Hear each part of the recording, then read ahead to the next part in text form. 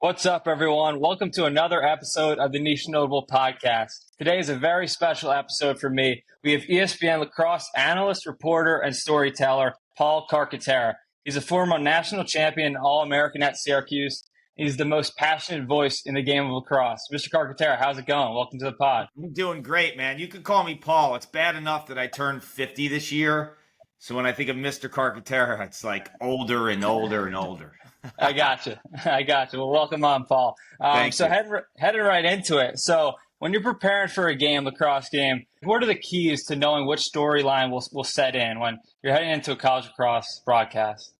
I think there's always the X's and O's element of a game, and those create storylines too, because there's trends and there's statistics that are outliers when you're dealing with individuals, you're dealing with units, you're dealing with teams. So those are kind of like the buckets within themselves that live in a broadcast every game. The changing variables to me are the fact that every team, every unit, every individual has their own story. So you try to find the most powerful stories that could connect with the individuals who are watching the broadcasts. I always think of sports as like emotional transportation. When people have a rooting interest, or you give them a rooting interest based on a story or history of a certain player in the men's or women's game in sports, I think that always allows individuals who are watching sports to gravitate towards those individuals and ultimately root for them. So the beauty of sports is everyone has a path in terms of how they got to achieve greatness, right? If you're a basketball player, it's the 1,000 shots you took every single day in the gym. If you're a lacrosse player, it's wall ball. If it's football, it's the workouts in the summer heat, like But there's also outside of the game, every single individual has a story, and you try to find the ones that will resonate the most. Maybe, there was hardship with a certain athlete that they've overcame with, certain elements of their family dynamic, or if it's a skill or a trait outside of sports. Maybe they're, a great at the piano, or they're an artist. Like there's those aspects that I think that when you're diving into prep, you always want to find what's interesting away from that specific sport. I got you. So, getting a different perspective on the players can help build a fan base for particular players. Absolutely. And a lot of times the prior experiences outside of sports are what allows individuals to be great. Like if you're an artist, you probably have, and you play a sport, you probably have a creative mind, right? You probably think of things different, and you look at like the field as your blank canvas. If you're the type of, individual, maybe you're working construction and you're a football player, you probably have that work ethic and the ability to just grind through, long drives or whatever. There's always those aspects, I think, of, individuality outside of sports that play into the game. Gotcha. So I tune into college lacrosse every spring, and last spring, some of the biggest storylines were the dual sport athletes. You had Jordan Faison, Tyler Buckner, Chris Hogan, and Pat Spencer, of course. Like, how are you able to implement those stories? What makes this dual sport athlete such like a compelling idea? Well, I think it gives notoriety to the game of lacrosse, right? If you have a player like Pat Spencer, who did not play collegiate basketball at Loyola. Now, he trained, and I know Pat trained really hard every single summer playing basketball. While, people were lifting weights and picking up their stick, Pat Spencer was playing a ton of basketball in Annapolis, in the Baltimore, Maryland area, against real competition. So he was able to kind of keep that itch alive. But, let's be real. Someone who didn't play college basketball until their fifth year, and that individual was the National Player of the Year. He's a Tewaaraton winner. It just gives legitimacy to the game of lacrosse. So if this guy doesn't play for 4 years at Loyola, his fifth year of eligibility goes to Northwestern, and he plays and does a fantastic job, and then eventually catches on in the NBA, that tells you that the sport of lacrosse has elite athletes. Because if someone who was prioritizing just the game of lacrosse decided to get into basketball in terms of their true passion after college, that just tells me as an individual, we have elite athletes playing the game of lacrosse. Jordan Faison's another one. His freshman year at Notre Dame, he was the bowl MVP in the Sun Bowl. And then he goes off and wins a national championship that year. And last year, he's a starter. And as great of an athlete as Jordan Faison is, he was a fantastic lacrosse player in high school, too. It's not that you just roll out the ball and he can dominate a Division I college game. Is he a high-end player? Absolutely. But it just shows you that as good of an athlete as Jordan Faison is, it takes time, like in between the two seasons, to get reacclimated and do those things. Lacrosse is a really difficult game because of the skill-specific aspect of it. It's like, golf, for example. You have that hand-eye coordination. There's all those movements, and you could be the greatest athlete of all time, and you could be terrible at golf. You could be a great athlete in lacrosse, but if you don't have that skill-specific hand-eye coordination with the stick, your ceiling is a certain level. So I think I look at these dual sport athletes, the Faisons, the Tyler Buckners, the Matthew Jeffrey, who was at Notre Dame as well. It's giving great exposure to the game of lacrosse, because if we're calling a lacrosse game and then we're showing highlights of one of these individuals, whether it's Pat Spencer in the NBA or those 3 lacrosse players that play football at Notre Dame, that tells you like we're attracting the right type of athletes.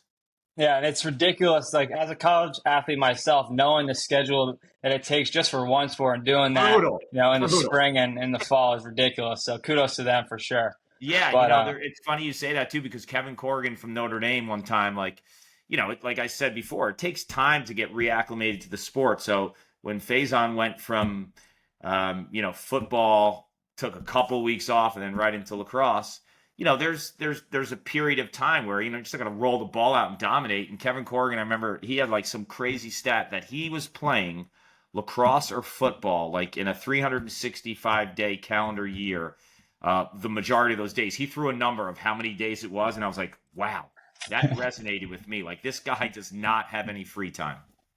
I got you. He's like the Energizer Bunny. Yes. All right, so 2028, lacrosse is coming to the Olympics. The stage is set. What are the keys for marketing that Sixes game as best you can? Obviously, social media has become so important in growing brands. How can lacrosse use social media to build that stage for the Olympics? I think what lacrosse has going for them is the PLL has been really bullish in championship series with the Sixes game. So in every February, the PLL has the championship series, which is a Sixes game. So I think they're going to do a fantastic job, and the PLL is awesome at social media and brand exposure. So I think what has to happen is USA Lacrosse, World Lacrosse should try to get behind the Sixes format in PLL as much as possible and work hand in hand with the Professional Lacrosse League.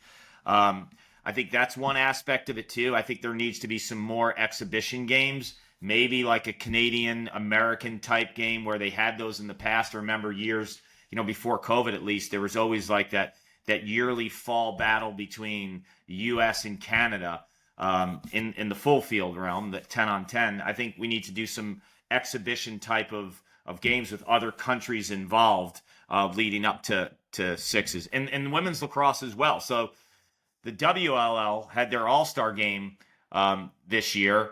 And, I think if you look at what they're doing in the women's front, they're embracing the Sixes. Like, for example, they're right now headed to China for the World Championships. On their way, they're stopping at LA, and they're kind of promoting the Sixes, and they're going into the stadium where the Sixes will be played. So the WLL does Sixes the same time that the PLL does too. And I think they're probably a little bit ahead of the curve right now of building that synergy between the World Championships and the Olympics and their pro league, because they're in the midst of that right now. So I thought that was really cool. And, you asked that question, and it kind of sparked a piece of my mind right away, because they're actually doing it, right? Like, on their way to China, they're stopping at they're stopping in LA. They're kind of embracing the whole Olympics, and they're going to the field where the Sixes will be played. So it's just awareness, and then playing the game. Like, the viewer has to get used to Sixes more and more. You can't just parachute in every 4 years and think like, oh, this is going to catch on. Like, there's the incremental steps to making it real. For sure. So you mentioned the WLL, Charlotte North, probably the biggest name in the women's game. You worked very closely with her in ESPN. How has her passion for the game and everything that she does to market herself on social media helped to grow the women's game as well? I think she grows the women's game and the men's game. Our series that we have on ESPN is called Lacrosse, and so much of that is the ability for me to go over into the women's game and for Charlotte to go over into the men's game. And she sees the game beautifully on both fronts. I think she's a trailblazer in terms of the way that she plays the game of lacrosse, but also the way she thinks the game of lacrosse. There's so many times where we're doing these episodes, and a lot of times we'll focus on some key elements in, the skill development or, the demos that we're doing. Leading up into those pieces that we shoot, we have these conversations, and I'm just blown away at how smart she is and how she sees the game. And there's so many similarities between men's and women's lacrosse. I mean, I've been involved with the game for 40 years now. I picked up the stick when I was 8, 9, 10 years old. And ever since, it's been a huge passion of mine. And my daughter plays, and she's, 15 years old. And I didn't know a ton about the women's game prior to her falling in love with the game as a really young girl. And we've watched so much lacrosse together. And we've played so many hours in the backyard together. And I train her. And I've trained her, with just a strong men's background, but also an eye on the women's game. And so much of that I've learned on the women's front is from Charlotte. I gotcha. Yeah. So obviously, being in the game for so long, the PLL, it's been around for maybe 7, 8 years or so. How long do you think it'll take for true passionate fan bases to start to form for individual teams? What do you think the timeline is? Yeah, I think we're starting to see it now, and there's a couple of cities that I think are ahead of the curve. I've done the last 3 years out in Utah. They embrace the Utah Archers. You feel a home field advantage. When Brendan O'Neill, who plays for Denver, has the ball, they boo him. Right? They're ahead of the curve in terms of just how much of the fan base understands the game, but also loves their home team. I think Denver is right in that mix. Boston, you feel it too. There's some that I think are way ahead of the curve, and some have to catch up. But when you see it at its highest level, it gives you all the indication, all the faith, and all the confidence that all the cities will have that type of fan base at some point. But I unequivocally, have seen it firsthand in Utah. I've seen it firsthand in Denver. I've seen it firsthand in Boston. But the Utah setting and the size of the stadium, just everything fits perfectly there because the fans are right on top of the action. It's got a beautiful setting with the mountains. They love their Archers. It's probably also helped that they've won the last 2 world championships back to back in the PLL.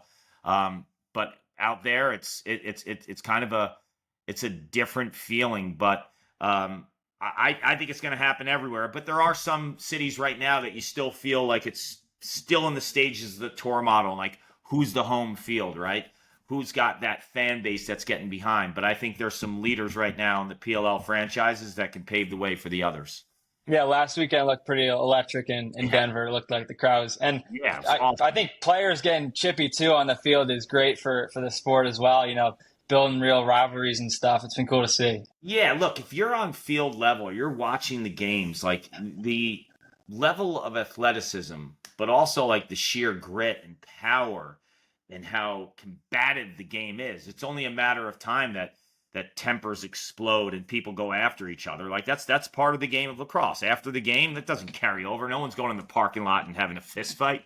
They're just competitive people who want to be great. And, when you put so much time and effort into something and you're getting whacked in every bone and every direction of your body for 48 minutes, yeah, you're going to explode every once in a while. Of course. All right. So moving on a little bit, I got the shirt on, Maverick Showtime. It was an event you started a while back. What does it take to start an event like that really built up so much aura? What seemed like back in the day, it was really the pinnacle of the sport almost. My initial feeling behind the event was there's a event back in the day. It was called the Nike ABCD camp for hoops, right? And I always felt when I watched that, it was a one court model where all the eyes were on all the players in one spot. So my feeling was I wanted to do that in lacrosse. And when I started Maverick Showtime, The event space was very different. Like club lacrosse was getting bigger. This is 18 years ago, but it certainly wasn't at the point of what it's at now. So I think we had the perfect timing. We had the perfect connections. I know a lot of the younger players and the talented kids, from coast to coast pretty much. And I know a lot of the coaches who, endorse these players and get behind them. So I wanted an opportunity for players from coast to coast. So I've never had a club affiliation, and I'm not coaching a high school team. So I'm very quote unquote Switzerland. I want the best players from, any region, any state, any club, any high school, and you bring them into, a venue like Maverick Showtime, where it's a one field model, and all the kids play on one field throughout the course of the day and into the night, and coaches can come and watch these players and sit down and not move the entire day. And these are the best, rising sophomores, rising juniors, rising seniors in the country.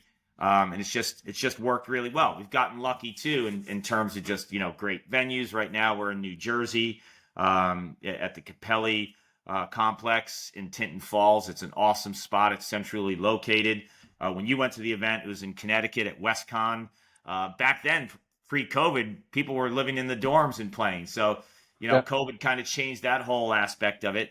But we've also had great sponsors. Like Maverick has been amazing. They've been with us for 18 years. And the way that they get behind the players and the way that they use their marketing, their research and development. So much is based around that event and getting intel and getting feedback from the best players in the country. So, you come to an event like this, it's a little nerve wracking. Like I have a daughter who's, 15 years old, and she's entering her sophomore year. That's the time when recruiting amps up. And I've never thought of it until I had a kid that age. But as a parent, you see your kid playing, and on one field, coaches are 2 and 3 and 4 deep on the sideline, and you'll have representation, from some schools that bring all 4 of their coaches. So it's a little nerve wracking, and I have a different aspect and look at it now as a parent than I did, as a younger person running the event. I was like, what's the big deal? You just go out and you ball, and you'll be great, man. Just suck it up. Don't worry about the noise. But you see it differently as a parent. You know how much the parents put into, giving their children amazing opportunities in the game of lacrosse. And I think, Showtime's been one of those, and it's something I'm super proud of, because we've never changed the format. It's been a one field model with the same exact amount of kids for 18 years. Yeah, being in those high pressure environments at these camps with the best players around, I feel really sets you up for the rest of your life, being able to handle high pressure situations and just compete with the guys next to you that are at the top of their game. So those are always my favorite memories, for sure. Yeah, because you have to be put in those pressure situations. If you train yourself to deal with pressure, I don't have to tell you, you're a field goal kicker. I mean, that's one of the most pressure cooker environments in sports. But the more that you put yourself out there, the more that you believe in yourself, the more that you know that you're going to fail. It is okay. You are not going to be perfect this season kicking field goals. I guarantee you that, right? You're going to miss some. 100%. But as long as you go out there knowing, I might miss this. Everyone talks about walking out onto a field and saying, I'm going to make this. I'm going to make this. You might miss it. Yeah. You might miss it. But guess what? The sun will rise tomorrow. That's right. Your family's still going to get behind you. They're still going to love you. No one on your team is going to blame the loss on you. You might have a knucklehead here and there saying, if he kicked that field goal, well, guess what? If you didn't miss that block, right? It's true. Yeah. That ball, or if we had better pressure, if coach called X, Y, or Z in the goal line, we'd be in a different spot. So it's easy to blame a kicker, or it's easy to blame a crease attackman who misses the last shot of a game. But turn on the tape, man. There's tons of other examples where your team could have won the game if you lose by one play. Of course, yeah. Team sport, but you want the ball in your stick or be the one kicking. It's nice to have the pressure on you, I feel. Yeah. All right, so last question of the day, niche notable question. Which school do you think will be the next to upgrade to Division I men's lacrosse, and which will be most transformative for the sport as a whole? One school. That's a great question. There's so many that I wish could. I look at women's Division I lacrosse. I'm going to name a bunch of these schools that don't have men's Division I that have women's Division I, right? You think of Florida, Clemson, Northwestern, Boston College, Oregon, USC, Stanford, right? Cal. Like, Yeah, list goes on. Yeah, how many of them would be amazing spots for yeah. men's lacrosse? Colorado. Imagine playing men's lacrosse and Coach Prime is, OSU. on the field or running around Yeah, campus or coming to your game. He's been to the women's games before. He's picked up a stick. I've seen that. sure, sure, So sure, sure. I look at all those and like, who wouldn't want any of those that I just listed and more? Like Yeah, Louisville. I could keep on going and going and going. Vanderbilt. There's so many that are out there that have women's Division I that don't have men's.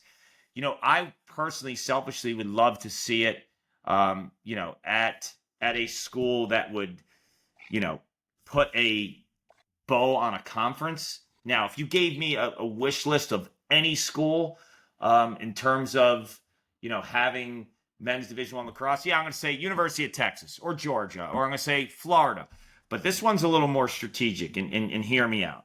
It's actually Georgia Tech. And the reason I would say that is because it would complete the ACC. The ACC right now is 5 teams, and you need 6 to have an automatic qualifier in terms of a conference winner, stamping their way into the NCAA tournament. Now, people are going to say, "Oh, the ACC will get teams in anyway," but it kind of devalues the ACC tournament at the end of the year. Like, what are we playing for, right? Seeds in the NCAA tournament. Yeah, there's a conference champ, but it's not even recognized in the tournament. Syracuse won the ACC tournament last year. That's a great accomplishment, but it wasn't an automatic qualifier. Now they had the schedule and they had the wins to get themselves in, so that wasn't the issue. But there's something about an automatic qualifier, because an automatic qualifier gives the last seeded team in that tournament hope, right? It gives them a carrot to dangle, to chase, right? So if you're out of the playoff mix, but you're in your conference tournament and you go on a run like Michigan did for 2 years in 2023, yeah. 2024, they went on a run and won back-to-back Big Ten titles. One of those years they had to win the Big Ten to stamp an appearance. They had to win out. Yeah. So Georgia Tech, why? I'm babbling right now, but why? Because A, it's an ACC school already. B, it's an awesome academic institution. So I think it would attract like really high student athletes to their institution. The third thing is lacrosse is exploding in Georgia. We actually had the Maryland Notre Dame game this past March at Georgia Tech. Yeah. It was an unbelievable environment. The state of Georgia is getting huge. I mean, there's great players in the state of Georgia right now. You look at Maryland had Braden Erksa, Duke, Eric Maliver. There's players all over the country. You have the Plunkett brothers who play at Army. Like, there are great players in the state of Georgia every single year that are going Division I. Why not give them a home state opportunity? A lot of people would say, why not the University of Georgia? That doesn't really do that much for me, because what conference are they in? They're in the SEC, so they have to find a new lacrosse home. I just think Georgia Tech in Atlanta, where lacrosse is booming, it's an ACC school. It has the academics. That would be my pick. And I guarantee you, when you asked me that question, you didn't think I'd say Georgia Tech. Not at all. I was going to think UT with Cal Hartzell, but now that you say it, Does Georgia Tech make sense to you now? 100%. Fill it out, make it 6 teams, and I think Atlanta's on the rise. I used to play against LB3 Thunder, one of those teams, and they were a great team. Atlanta lacrosse is legit for sure. So that'll be cool. Absolutely. Yeah. All right, so that's all we got. Paul, this has been a full circle moment for me, just listening to you for years. I'm glad I was able to do this for you. And we're going to crush it this season at Yale. And remember, when you run out to the field, you might miss, but it's okay. Absolutely. I love it. All right, you have a good one. Thank you.